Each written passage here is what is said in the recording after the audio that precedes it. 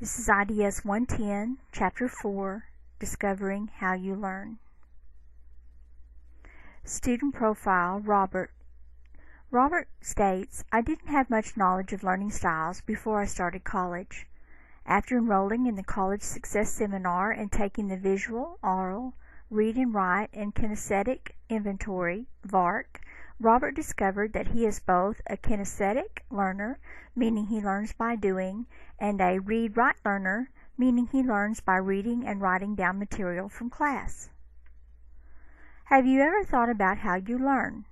People learn differently, and to do well in college, it is important that you become aware of your preferred way or style of learning. Maybe you have trouble paying attention to a long lecture, or maybe listening is the way you learn best. You might love classroom discussion, or you might consider hearing what other students have to say in class a big waste of time.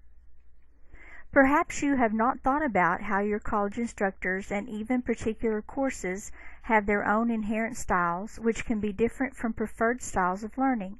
Some instructors are friendly and warm, others seem to want little interaction with students. It's safe to say that in at least some of your college courses, you won't find a close match between the way you learn most effectively and the way you're being taught. There are many learning styles. Learning styles are particular ways of learning unique to each individual. For example, one person prefers reading to understanding how something works, whereas another person prefers a hands-on approach. In addition to its focus on learning styles, this chapter will also explore learning disabilities, which are very common among college students.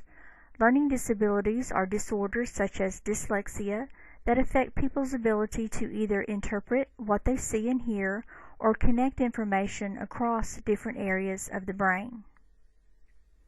The VARC Learning Styles Inventory.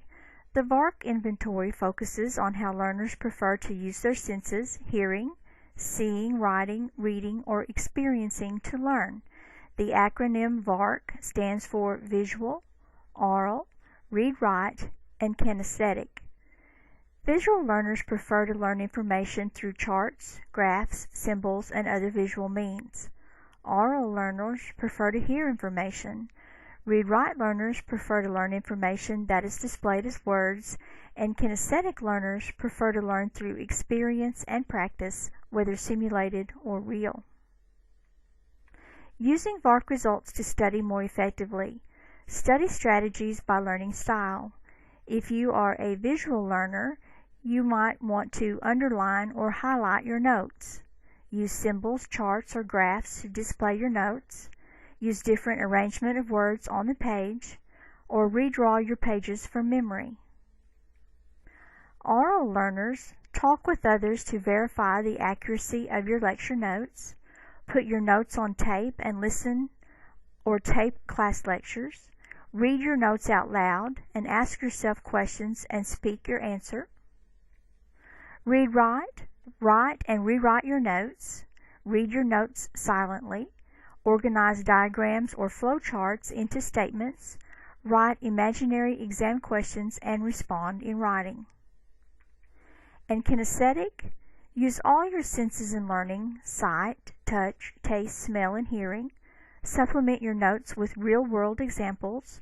Move and gesture while you are reading or speaking your notes. The Kolb Inventory of Learning Styles. The Kolb Inventory of Learning Styles is more complex and widely used than the VARC. While the VARC inventory investigates how learners prefer to use their senses in learning, the Kolb Inventory focuses on abilities we need to develop in order to learn. This inventory, developed in the 1980s by David Kolb, is based on a 4-stage cycle of learning. According to Kolb, effective learners need 4 kinds of abilities: concrete experience abilities, which allow them to be receptive to others and open to other people's feelings and specific experiences. An example of this type of ability is learning from and empathizing with others. Reflective observation abilities, which helps learners to reflect on their experiences from many perspectives. An example of this type of ability is remaining impartial while considering a situation from a number of different points of view. Abstract conceptualization ability, which helps learners to integrate observations into logically sound theories. An example of this type of ability is analyzing ideas intellectually and systematically. And active experimentation abilities, which enables learners to make decisions, solve problems, and test what they have learned in new situations. An example of this type of ability is being ready to move quickly from thinking to action. Kolb's inventory of learning styles measures differences along two basic dimensions that represent opposite styles of learning. The first dimension is abstract concrete, the second is active reflective. The polar opposite characteristic link together to create four discrete groups of learners: divergers, assimilators, convergers, and accommodators. Doing well in college will require you to adopt some behaviors that are characteristic of each of these four learning styles. Some of them might be uncomfortable for you, but that discomfort will indicate that you are growing, stretching, and not relying on the learning style that might be easiest or most natural. Divergers. If you are a diverger, you are adept at reflecting on situations from many viewpoints. You excel at brainstorming, and you are imaginative, people-oriented, and sometimes emotional. On the downside, you sometimes have difficulty making decisions. Divergers tend to major in the humanities or social sciences. Assimilators. If you are an assimilator, you like to think about abstract concepts. You are comfortable in classes where the instructor lectures about theoretical ideas without relating the lectures to real-world situations. Assimilators often major in math, physics, or chemistry. Convergers. If you are a converger, you like the world of ideas and theories, but you are also good at thinking about how to apply those theories to real-world, practical situations. You differ from divergers in your preference for tasks and problems rather than social and interpersonal issues. Convergers tend to choose health-related and engineering majors. Accommodators. If you are an accommodator, you prefer hands-on learning. You are skilled at making things happen, and you rely on your intuition. You like people, but you can be pushy and impatient at times, and you might use trial and error rather than logic to solve problems. Accommodators are often major in business, especially in marketing or sales. Applying the Kolb inventory. In all of your classes, but especially in liberal arts and social sciences courses, you will need to develop the strengths of divergers, imagination, brainstorming, and listening with an open mind. The abilities that are characteristic of assimilators, developing theories and concepts, are valuable for all students, especially those in the sciences. If you major in the health sciences or in engineering, you will routinely practice the skills of convergers, experimenting with new ideas and choosing the best solution. And finally, whatever your major and ultimate career, you will need to get things done, take some risk, and become a leader, skills that are characteristic of accommodators.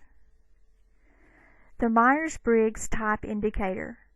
The Myers-Briggs Type Indicator, MBTI, is one of the best known and most widely used personality inventories that can be used to describe learning styles. While the VARK measures your preferences for using your senses to learn, and the Kolb inventory focuses on learning abilities, the MBTI investigates basic personality characteristics and how those relate to human interaction and learning. The MBTI was created by Isabella Briggs Myers and her mother, Catherine Cook Briggs.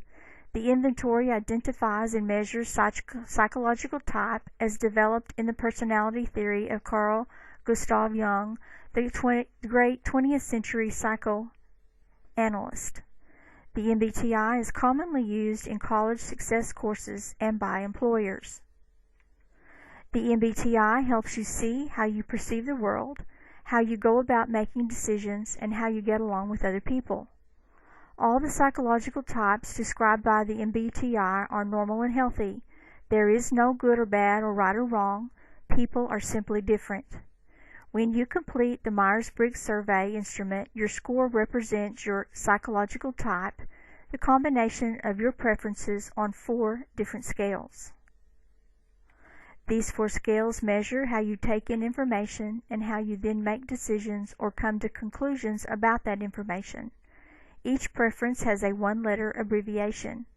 The 4 letters together make up your type.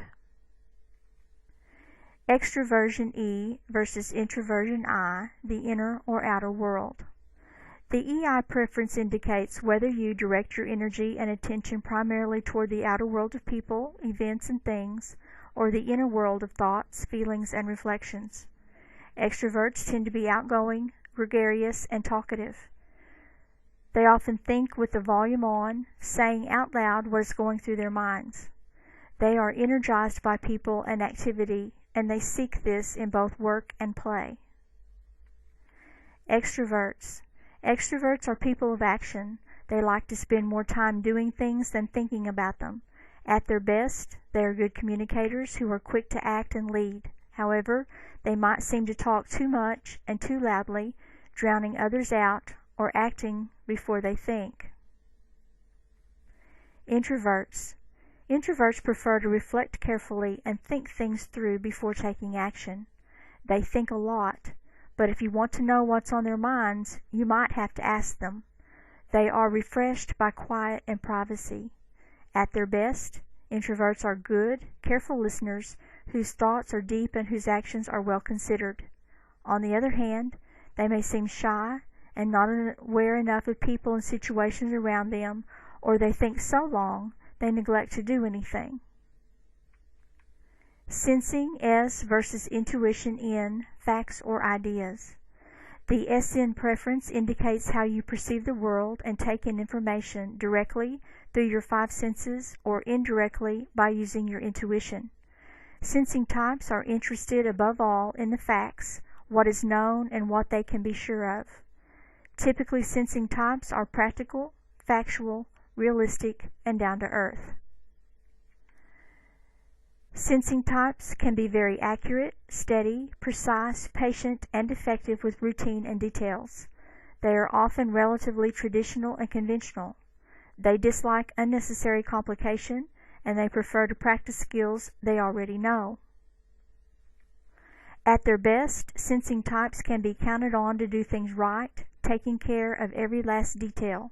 However, they can plod along while missing the point of why they are doing what they do, not seeing the forest, the whole picture for the trees, the details.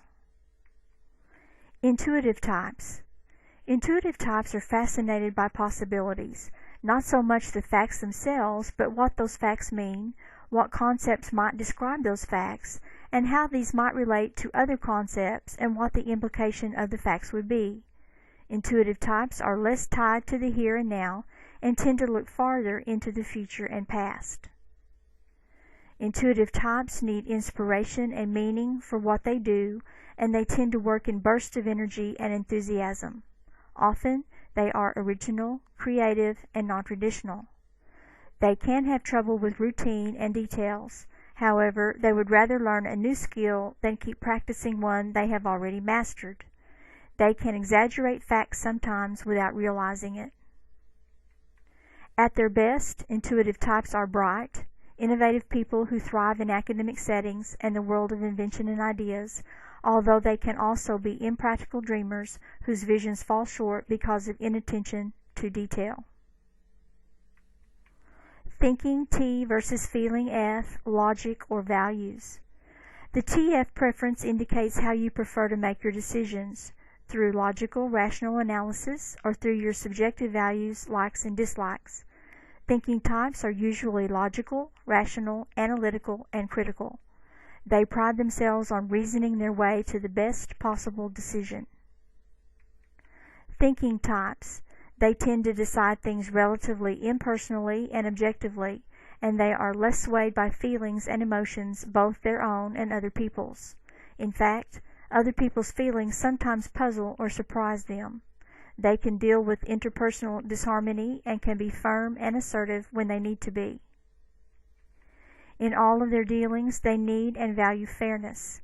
At their best, thinking types are firm, fair, logical, and just. On the other hand, They can seem cold, insensitive to other people's feelings, and overly blunt and hurtful in their criticisms. Feeling types. Feeling types are typically warm, empathic, sympathetic, and interested in the happiness of others as well as themselves. They need and value harmony, and they can become distressed and distracted by argument and conflict. They sometimes have trouble being assertive when it would be appropriate to do so. Above all, they need and value kindness. At their best, feeling types are warm and affirming, and they facilitate cool among those around them while pursuing the best human values.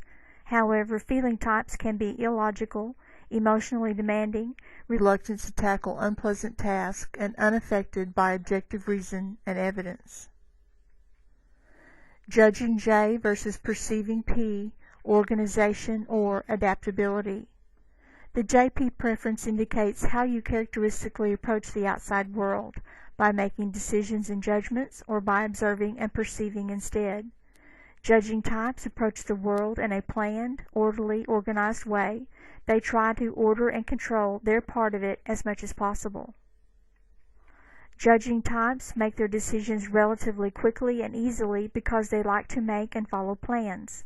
They are usually punctual and tidy, and they appreciate those traits in others. At their best, judging types are natural organizers who get things done and get them done on time. Judging types might jump to conclusions prematurely, be too judgmental of people, make decisions too hastily without enough information, and have trouble changing their plans even when those plans are not working. Perceiving types. Perceiving types don't try to control their world as much as adapt to it. Theirs is a flexible, wait-and-see approach. They deal comfortably and well with changes, unexpected developments, and emergencies, adjusting their plans and behaviors as needed. They tend to delay decisions so that they can keep their options open and gather more information. They might procrastinate to a serious degree, however, and they can try to juggle too many things at once without finishing any of them. At their best, perceiving types are spontaneous, flexible individuals who roll with the punches and find ways to take the proverbial lemons in life and turn them into lemonade. On the other hand, perceiving types can be messy, disorganized procrastinators. How to use your strongest and weakest preferences. Because there are 2 possible choices for each of 4 different preferences, there are 16 possible psychological types. No matter what your Myers-Briggs type, all components of personality have value in the learning process. The key to success in college, therefore, is to use all of the attitudes and functions in their most positive sense. As you go about your studies, this system is recommended. For sensing, get the facts. Use sensing to find and learn the facts. For intuition, get the ideas. Use intuition to consider what those facts mean.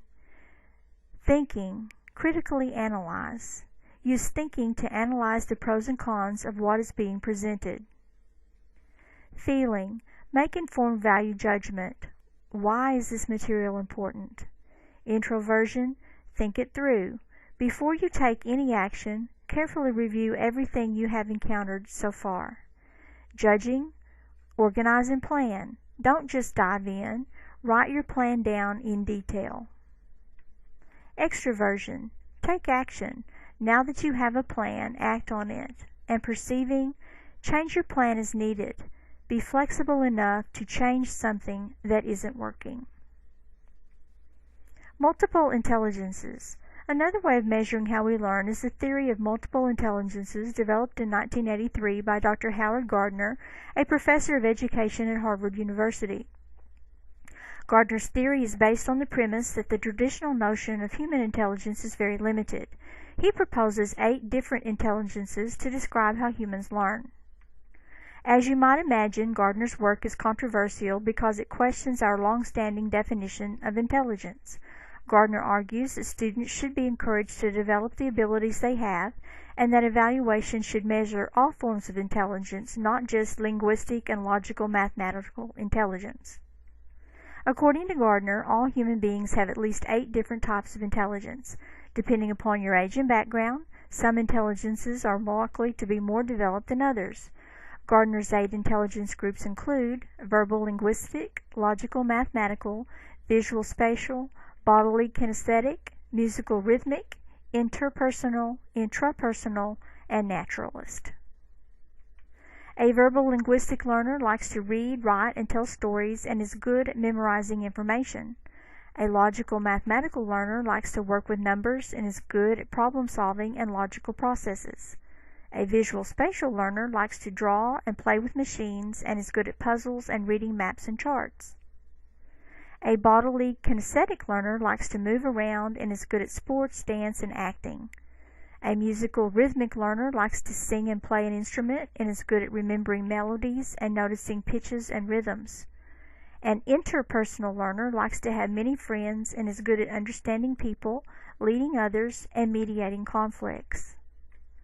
Intrapersonal learners like to work alone, understand themselves well, and are original thinkers. A naturalistic learner likes to be outside, is good at preservation, conservation, and organizing a living area. You can use your intelligences to help you make decisions about a major, choose activities, and investigate career options. When learning styles and teaching styles conflict. Educators who study learning styles maintain that instructors tend to teach in ways that conform to their own particular styles of learning. So an introverted instructor who prefers abstract concepts and reflection, an assimilator according to Kolb, and learns best in a read-write mode or oral mode will probably structure the course in a lecture format with little opportunity for either interaction or visual and kinesthetic learning. Conversely, an instructor who needs a more interactive, hands-on environment will likely involve students in discussion and learning through experience. Your college has intentionally designed courses for you to have the opportunity to listen as professors who are experts in their field, interact with other students in structured groups, and learn through doing. Because these are all important components of your college education, it's important for you to make the most of each situation. When you recognize a mismatch between how you learn best and how you are being taught, it is important that you take control of your learning process. Don't depend on the instructor or the classroom environment to give you everything you need to maximize your learning. Employ your own preferences, talents, and abilities to develop many different ways to study and retain information. While everyone has a learning style, a portion of the population has what is characterized as a learning disability. Learning disabilities are usually recognized and diagnosed in grade school, but some students can successfully compensate for a learning problem, perhaps without realizing that that's what it is, and reach college without having been properly diagnosed or assisted. Learning disabilities affect people's ability to interpret what they see and hear, or to link information across different parts of the brain. These limitations can show up as specific difficulties with spoken and written language, coordination, self-control, or attention. Such difficulties can impede learning to read, write, or do math. The most common types of learning disabilities affecting college students are attention disorders and disorders that affect the development of academic skills, including reading, writing, and mathematics. Attention disorders are common in children, adolescents, and adults. Some students who have attention disorders appear to daydream excessively, and once you get their attention, they can be easily distracted. Individuals with attention deficit disorder, or ADD, or attention deficit hyperactivity disorder, ADHD, often have trouble organizing tasks or completing their work. They don't seem to listen or follow directions, and their work might be messy or appear careless. ADD and ADHD can seriously interfere with academic performance. The only way to know if you have either of these conditions is to be tested. If you do, then you should follow the recommended plan, for example, taking medication. You also should learn as much as possible about your condition to develop skills to cope with it appropriately. Cognitive learning disabilities. Other learning disabilities are related to cognitive skills. Dyslexia, for example, is a common developmental reading disorder.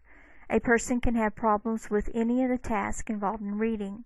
However, scientists have found that a significant number of people with dyslexia share an inability to distinguish or separate the sound in spoken words.